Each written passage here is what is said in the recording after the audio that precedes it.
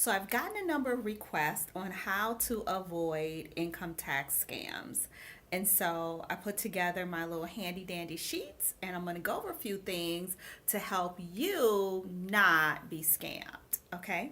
So, tip number one, and I have three of them. This video is just for tip number one.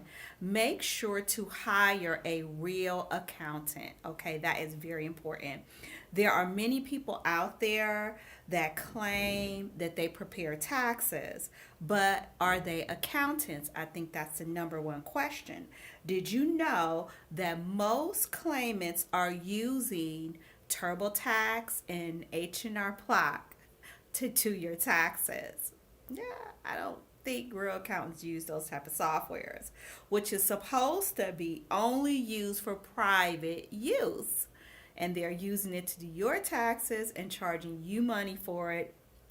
That's not an accountant. It's not a professional income tax software for accountants and CPAs.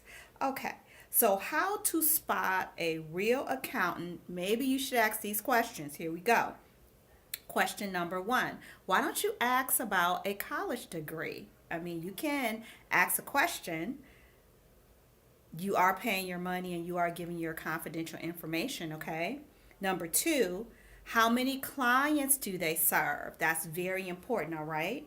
Number three, do they have an EFIN number registered with the IRS? Very important cue there.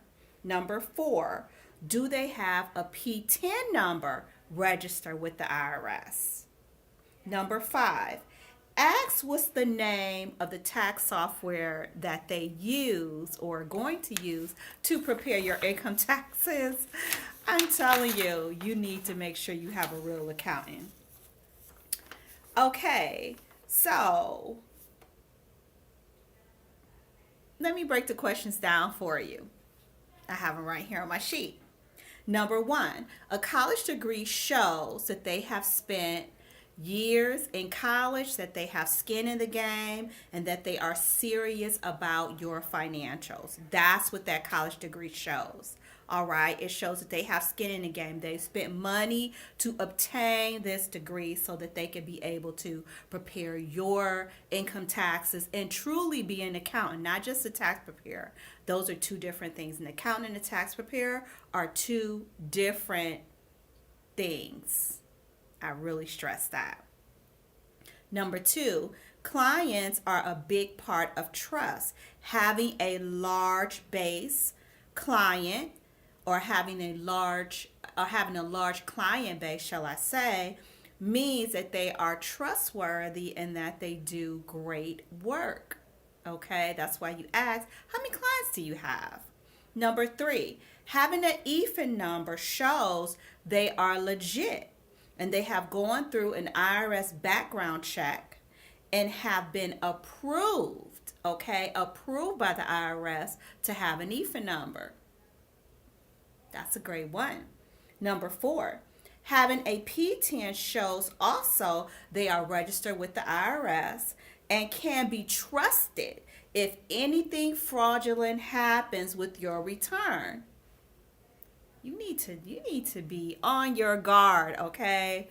This year, because there's a lot going on in tax season and people got away with this stuff, and I'm here to really just take the sheet off and take the cloth off, the cloth or whatever you want to call it, the garment. I want to take the stuff off and expose it because you need to know who you're dealing with in this industry, not just giving someone your personal information.